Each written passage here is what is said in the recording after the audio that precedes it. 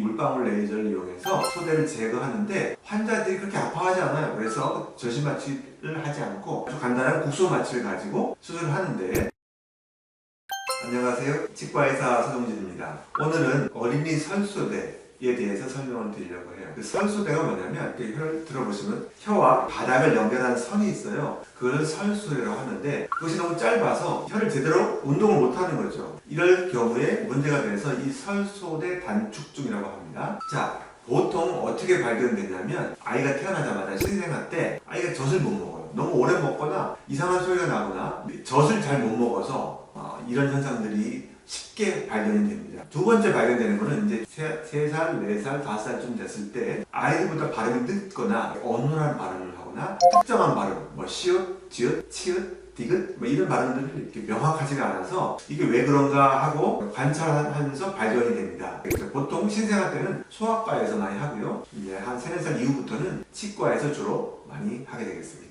수술의 연령대는요, 저희 병원은 신생아는 하지 않고요, 보통 3살, 4살부터 오기 시작하는데요, 그 코골이 수술을 하지 않고도 이게 해결할 수 있는지 그걸 알아보려고 많이들 오십니다. 코골이 해결하다 보면 그 원인이 설소대가 이게 문제가 되어서 그런 경우가 있습니다. 그러면 설소대만 잘라주고 아데노이드 제거하는 수술을 하지 않고도 코골이가 개선되어서 해결되는 경우가 있고요. 나이가 들어서 성인이 되면 이 혀를 이용한 프렌치 키스라고 하죠. 좀 키스를 잘하고 싶다는 사람이 늘이 와서 이 설소대 절제 수술을 하기도 합니다. 수술 방법에 대해서 말씀드릴게요. 일반적으로 대학병원에서나 큰 병원에서는요, 이제 전신 마취를 하죠. 아이가 혀가 막 움직이는데 그걸 꼬매고 째고 할 수 있는 위험할 수가 있겠죠. 그러니까 아이를 완전히 재워서 의식이 없는 상태로 만들어서 수술을 하게 되겠습니다. 겉에 표면만 자른 것이 아니라 속에 있는 근육까지 잘 이렇게 자른 다음에 꼬매주는데, 그런데 이제 저는 어떻게 하냐면 이 레이저를 주로 씁니다. 이 레이저가 지혈 효과가 뛰어나요. 그리고 별로 아프지가 않아요. 그래서 이 물방울 레이저를 이용해서 혀를 이렇게 들고 이렇게